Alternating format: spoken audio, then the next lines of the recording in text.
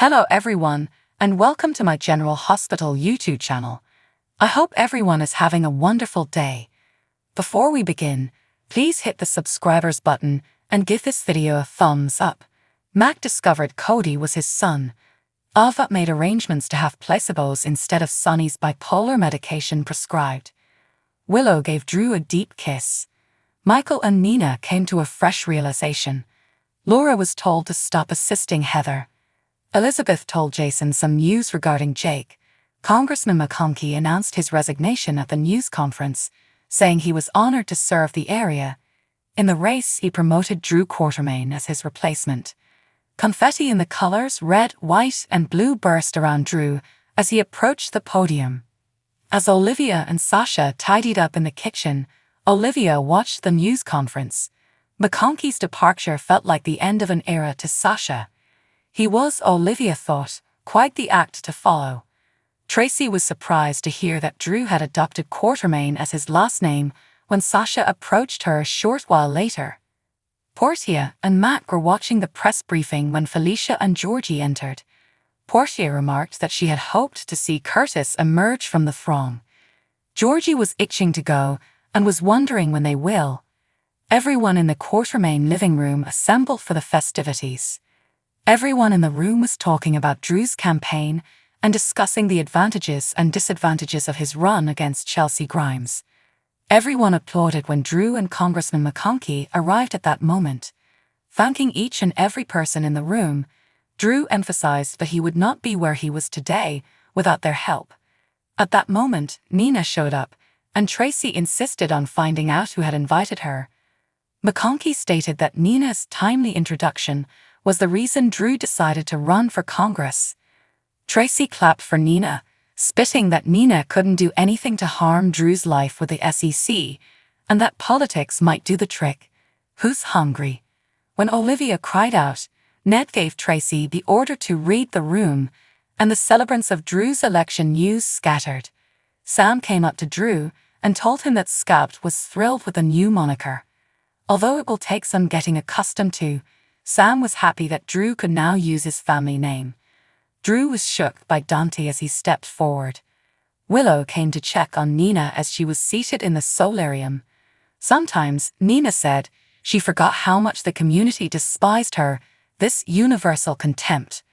Willow reassured her it wasn't the case for everyone. When they spoke about Drew, Willow said that he gave her hope for meaningful and positive change. Nina concurred and said that because he had been working to create a bridge between the mother and daughter, she was viewing him in a different perspective.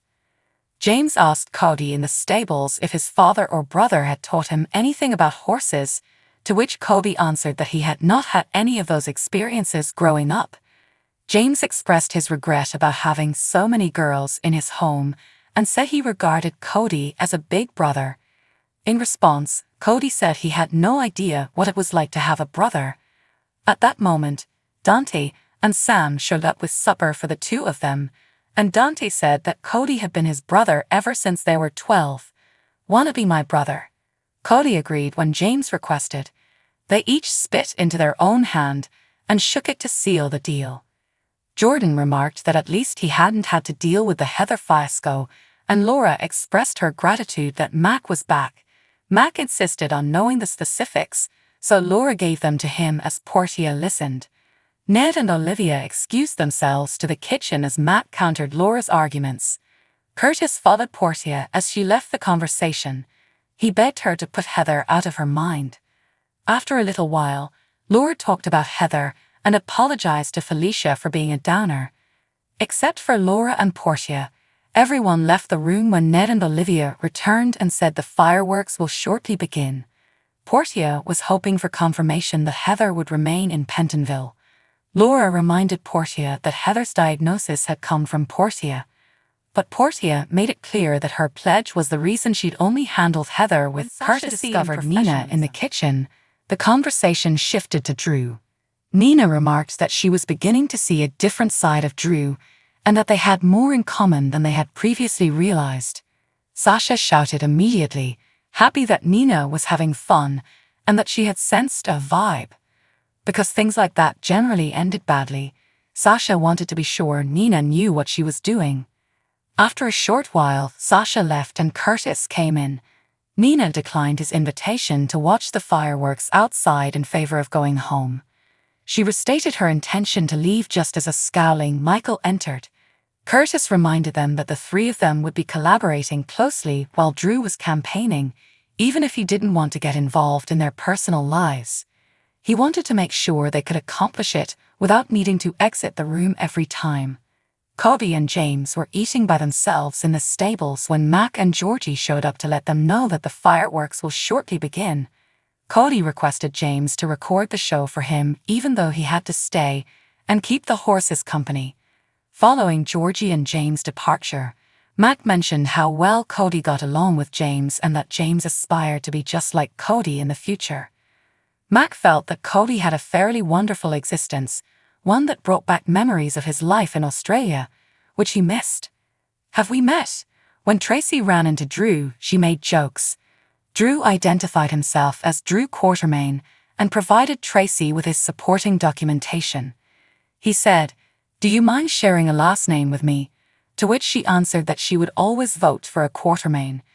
She also mentioned how very, very proud Alan would be of Drew. When Dante and Sam got to the boathouse first, they talked about Drew. Sam was amazed that she had chosen two guys who didn't put their kids first, Jason and Drew, to be the dads of her children.